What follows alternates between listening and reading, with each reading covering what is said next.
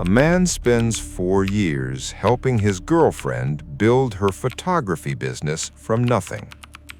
He edits her photos after his own 12-hour shifts. He builds her website. He drives her to every booking. When she finally gets the career she wanted, she leaves him for a client. Then, she sends him an invoice for the editing software she left at his apartment. A woman finds out that her roommate of 3 years has been subletting her bedroom on Airbnb on the weekends she visits her parents. Her roommate has made $11,000 using her bed, her sheets, her bathroom, without her knowledge, without giving her a cent. And a college professor receives an anonymous gift in the mail. Inside the package is a USB drive. On the drive is a recording. The recording is of a conversation his department chair had 2 years ago about why the professor's research grant was rejected. The chair is explaining, in his own words, that the research was excellent, but that he had already decided to give the grant to someone else, his son-in-law. 3 Reddit posts, 3 real people, 3 stories where the karma arrived in forms nobody predicted. Welcome back to Venture and Karma. Let's get into it. Story number 1. The Invoice. The Reddit post is titled, "I gave 4 years of my life to my girlfriend's dream. She left me for a client and then sent me a bill. Here is what happened next." It was posted to the Relationships Advice community. It received 41,000 upvotes and over 3,000 comments before it was shared widely enough to land on the front page of the site. The person who posted it goes by the username that translates roughly to "I am not the main character." His name, for the purposes of this story, is Adam. Adam was 26 when he met Maya. She was a photographer with a second-hand camera, a part-time job at a coffee chain, and a clarity of vision about what she wanted to do with her life that he found immediately compelling. She wanted to shoot weddings, high-end editorial-style wedding photography, for clients who cared about images the way some people care about art. She had the eye. She had the instinct. What she did not have was the business infrastructure, the editing skills, the website, the client management system, or the financial cushion to quit the coffee job while she built the bookings. Adam had all of those things, or close to them. He was a project manager at a tech company. He was organized and patient, and genuinely believed in what Maya was trying to build. He also, and he is honest about this in the post, believed that helping someone build their dream was one of the better things a person could do with their time. He taught himself photo editing software over a series of weekends. He built her website. He set up her booking system, her contract templates, her invoice process. He drove her to bookings on Saturdays when she was nervous. He sat in parking lots outside venues reading on his phone while she worked inside. He came home at 11 at night after 12-hour workdays and edited wedding galleries until 2 in the morning because the turnaround time she had promised clients required it. He did this for 4 years. The business grew. By year 3, Maya had left the coffee job. By year 4, she had a waiting list. She had been featured in 2 wedding publications. Her Instagram following was significant. She was, by any measure of the goal she had set when she was 26, with a second-hand camera and a part-time job, exactly where she had wanted to be. She left Adam in the spring of year 4. She did it in a single conversation on a Sunday afternoon. She said the relationship had run its course. She said she had been feeling disconnected for a while. She said she hoped they could be mature about it. Adam asked if there was someone else. She said no. 2 weeks later, he saw the photographs on her Instagram. Not photographs she had taken, photographs of her, with a man Adam recognized from the client list, a tech entrepreneur who had booked her for her company's annual event 6 months earlier. The photographs were intimate in the specific way that photographs become intimate when the person taking them and the person in them were no longer keeping a professional distance. Adam did not comment. He did not message her. He closed the app. 2 weeks after that, he received an email. The subject line said equipment and software. The email was from Maya. It said that she had noticed her Adobe Creative Cloud subscription was linked to his account and his billing method. She was asking him to either transfer the subscription to her billing or reimburse her for the months she had been unable to access it since the account had been changed. The amount she listed was 4 months at the professional tier rate. She listed it as a formal invoice with a due date. Adam read this email 3 times. He printed it. Then he sat down and opened a spreadsheet. He was a project manager. He documented things. He went back through 4 years of records and created an itemized list. Every photo editing session he'd logged, with the time spent at a standard freelance rate for professional photo editing. Every mile he had driven to bookings at the standard mileage reimbursement rate. Every hour he had spent building and maintaining the website at the standard web development freelance rate. Every contract template he'd built, every booking system configuration. He was precise. He used conservative market rates for everything. He rounded down wherever there was ambiguity. The total came to $63,420. He did not send it to Maya. He posted it on Reddit. He posted the invoice she had sent him alongside his itemized counter summary. He did not include her name or any identifying details. He asked the community, "Is this a reasonable response, or am I being petty?" The community was not divided on the question. 41,000 people upvoted the post. The top comment had 38,000 upvotes of its own. It said, "Send the invoice, send it professionally, send it without anger, and then let us know what happens." Adam sent the invoice. He sent it by email, formatted professionally, with an itemized breakdown, a total, and a payment due date. He noted in the cover paragraph that he was happy to discuss a negotiated settlement if the full amount was not feasible. Maya's response came 4 days later. It was not what he expected. She did not threaten legal action. She did not argue the amounts. She sent a single paragraph. She said she understood. She said she was sorry. She said she would not be pursuing the equipment invoice. She asked if he would be willing to waive the counter invoice. He replied with one sentence. He said, "Already done. Take care of yourself." He posted the resolution on Reddit. The follow-up post received 26,000 upvotes. He wrote at the end of it, "I don't want $63,000 from her. I never wanted that. I wanted her to understand what 4 years of someone's time and energy is worth. I think she does now.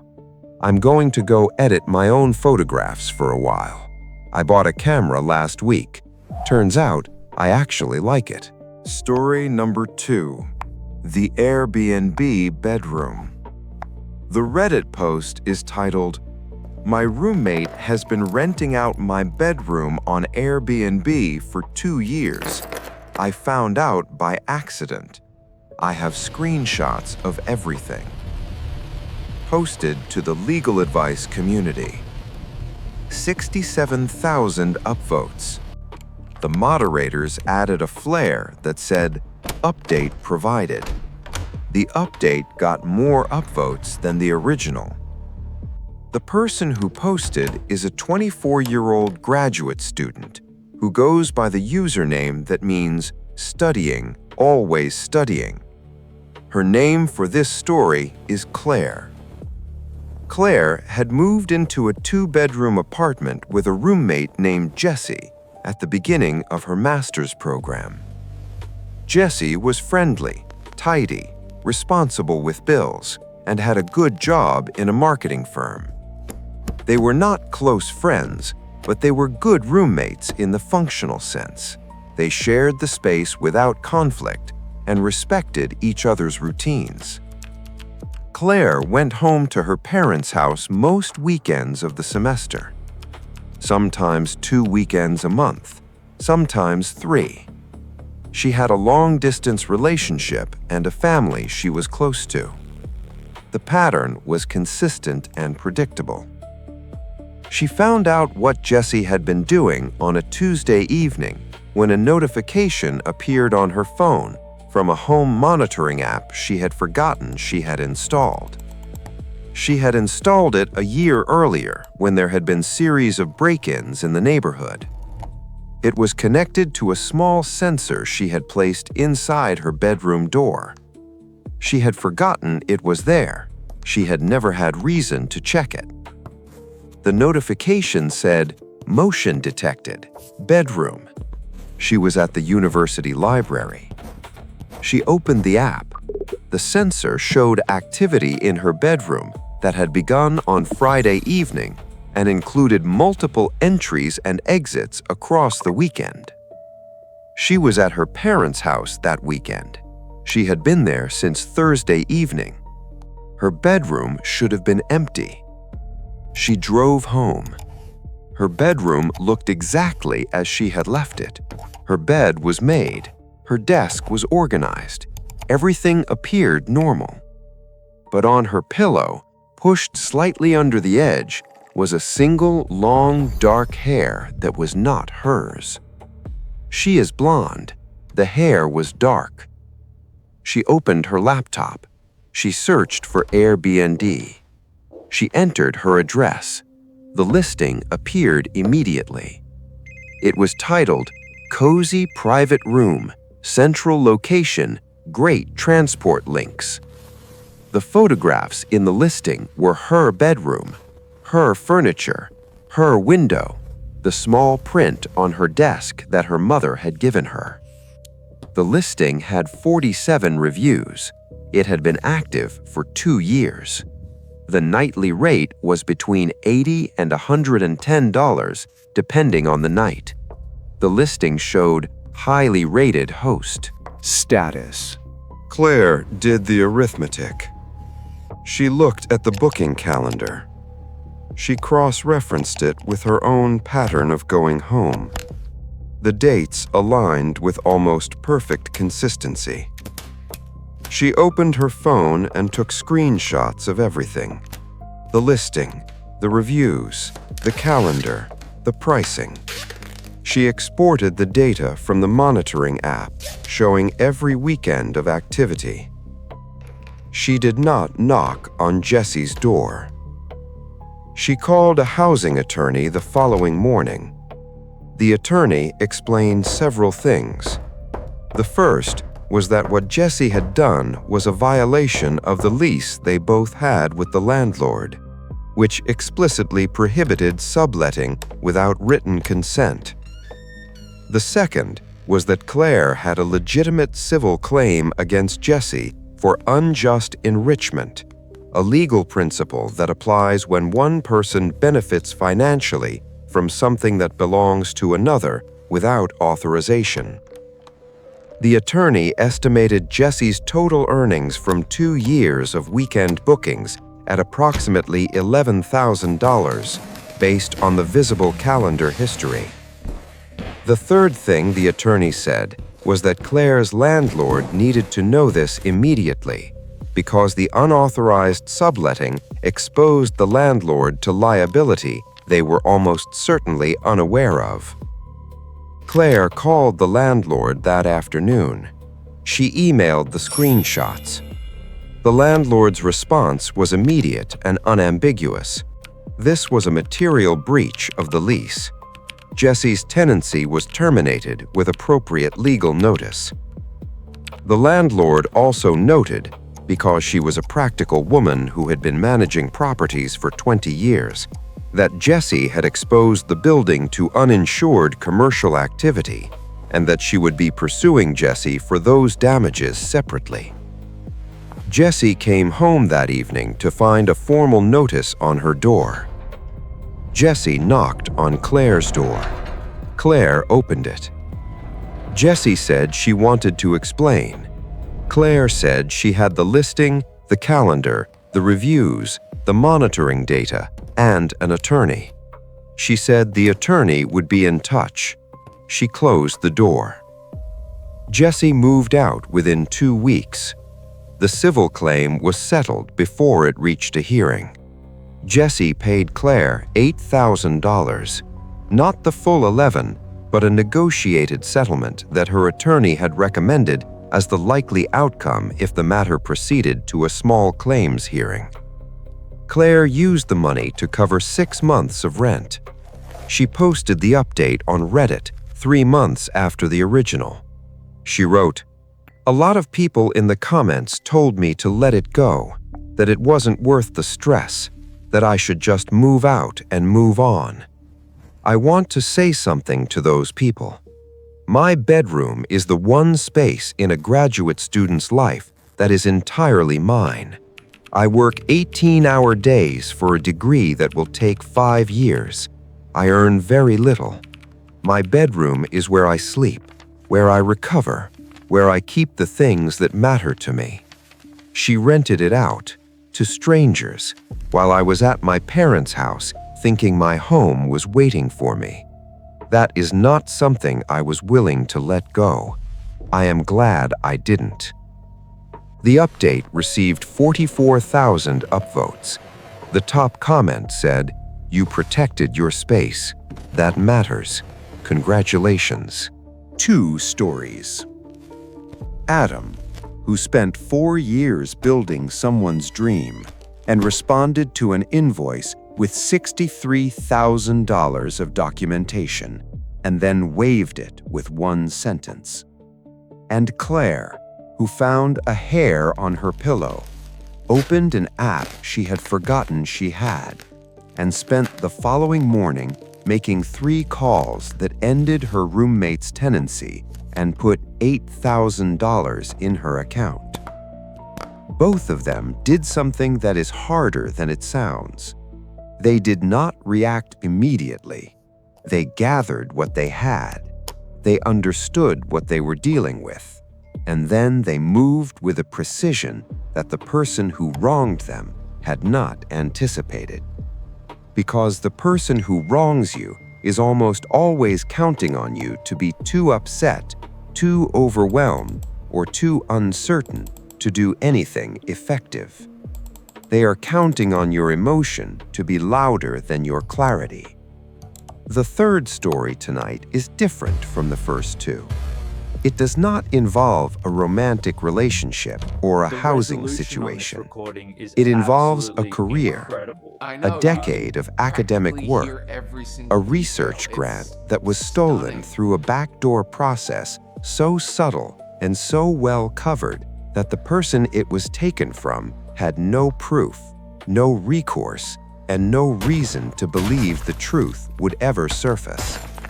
Until someone who had been in the room decided 2 years later that they could no longer live with what they knew. Story number 3, the USB drive. The Reddit post is titled, "I received an anonymous package in the mail today. Inside was a recording that changes everything. I don't know what to do." posted to the legal advice community, then cross-posted to an academia-focused community, then shared widely enough that it reached communities focused on workplace ethics and institutional accountability. Total upvotes across all communities, over 80,000. The person who posted it is a 43-year-old professor of environmental science at a mid-sized university. His name for this story is Professor Daniel Osei. He published the original post. He also published 3 updates across 4 months. The final update is what made the story one of the most discussed academic posts in Reddit's history. Here is the full story, assembled from all 4 posts. Daniel had been at the university for 11 years. He was a good researcher, not famous, not the kind of academic whose name appears in mainstream publications, but respected within his field, cited regularly, and known as someone whose methodology was rigorous and whose work held up under scrutiny. 9 years into his position, he applied for a significant federal research grant. The grant would have funded a 3-year study into soil contamination patterns in agricultural regions affected by industrial runoff. The work was important. The methodology he had developed to approach it was, in the assessment of the 2 colleagues he had asked to review it, genuinely innovative. The grant was awarded to another researcher. The other researcher was named Martin Holloway. He was 31 years old. He was at the time a junior faculty member in Daniel's own department. He was also the son-in-law of the department chair, a man named Professor Lawrence Webb.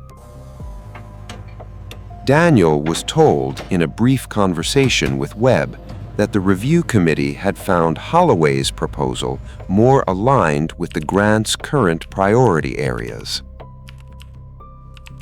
Webb was pleasant about it. He suggested Daniel reapply in the next cycle. Daniel was disappointed. He was not suspicious. Grant competitions are decided by committees, and committees make choices that the unsuccessful applicants do not always understand. He went back to his work. 2 years passed. Then the package arrived. It came in a plain padded envelope. His name and university address were handwritten, no return address. Inside was a USB drive. No note, no explanation, just the drive. He plugged it into his computer. On the drive was a single audio file. The file was 41 minutes long. The file name was a date from 2 years ago. The date was 3 weeks before the grant decision was announced. He pressed play. The recording was of a conversation between 2 people in what sounded like an office. The audio quality was clear. The voices were identifiable. One of them was Professor Lawrence Webb. He had heard his voice in hundreds of meetings across 11 years. The other voice he did not immediately recognize. In the recording, Webb was describing Daniel's grant application. He was describing it in specific terms. He said the methodology was strong. He said the research question was timely. He said it was a competitive application. Then the other voice asked, "So why isn't it going through?" Webb said, "Because I told the committee chair 6 months ago that Holloway was our strongest candidate. I've been positioning him for this for 2 years. The committee follows my recommendations. That's how it works." The other voice said, "But his proposal isn't as strong." Webb said, "It doesn't need to be. Osei will apply again. He's patient. Holloway needs this now. The family needs the stability. There was a pause in the recording. Then the other voice said, "I don't want to be part of this conversation." Webb said, "You're not in this conversation." The recording ended. Daniel sat at his desk for a long time. He knew the first voice. He spent 3 weeks trying to identify the second. He eventually recognized it from a departmental recording he had access to through the university's media archive. The second voice belonged to a former administrative coordinator who had left the university 18 months ago, who had apparently, before leaving, made a recording, and who apparently decided 2 years after that meeting that the recording needed to go somewhere. Daniel did not know why she had sent it to him now. He never found out. She did not identify herself. He did not try to find her. He consulted a university attorney privately. He consulted an external employment attorney. He contacted a federal oversight office that monitored grant allocation processes at universities receiving federal funding. He was told that if the recording was authentic and the authentication process began immediately, it constituted documented evidence of improper influence in a federally funded grant competition, which was a serious matter with consequences that extended beyond the university's internal processes. He submitted the recording and all supporting documentation to the Federal Oversight Office. He also submitted it to the university's internal ethics board. He posted on Reddit not because he wanted attention. He posted because he needed to process what he was doing, and the community he had found there, in the comments of his post, was the most honest and practically useful conversation he had had about the situation. The process took 8 months. The federal investigation confirmed the recording's authenticity. It confirmed that the grant competition had been improperly influenced. Professor Webb resigned before the internal disciplinary process concluded. He resigned quietly, in the specific way that people resign when the alternative is significantly worse. Martin Holloway, who the investigation found had not been aware of the conversation or the process that awarded him the grant, was required to have his research output reviewed and was offered the opportunity to reapply for funding through a properly administered process. He did. He received a smaller grant. His work, which the review found was genuinely solid, if not exceptional, continued. Daniel was awarded a research grant in the following cycle, a different grant administered by a different body for a similar but expanded version of the study he had originally proposed. The study is currently in its 2nd year. He posted his final update on Reddit 7 months after the original post. He wrote, "People have asked me how I feel about all of this. I want to be honest. I don't feel triumphant. I feel tired and I feel relieved in a way that is hard to separate from sad. I spent 11 years at an institution and I believed it was a place that operated with integrity. It largely does. But one person in a position of authority used that position to route an opportunity toward his family, and because of the way these systems work, I had no way of knowing. What I want people to take from this is not the outcome. The outcome was not dramatic. Webb is retired now. Holloway is still a researcher. I have my grant. Life continues. What I want people to understand is that someone in that room chose to make a recording and held it for 2 years and decided at some point I will never know about that she could not keep it any longer. I don't know her name. I don't know why she waited 2 years. I don't know what made her decide that Tuesday to put the drive in an envelope. But I think about her often because the thing that changed my professional life was not anything I did. It was a decision someone else made to do the right thing on a day I wasn't expecting anything at all. The post received 31,000 upvotes. The top comment said, "This is the most human story I've read on this website in years. Not because of the justice, because of the part you wrote about her. Wherever she is, she made a difference."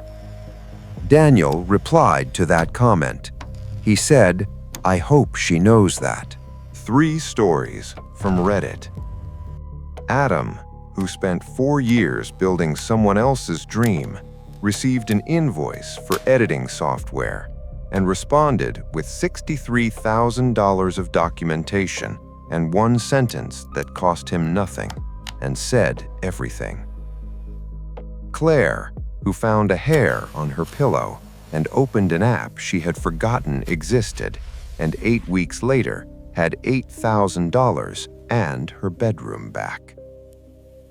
And Daniel, who received a plain padded envelope with no return address, pressed play on a 41-minute recording and spent the next 8 months learning that justice sometimes arrives not because you pursued it, but because someone else, in a room you were never in, on a day you don't know about, decided they could no longer stay quiet.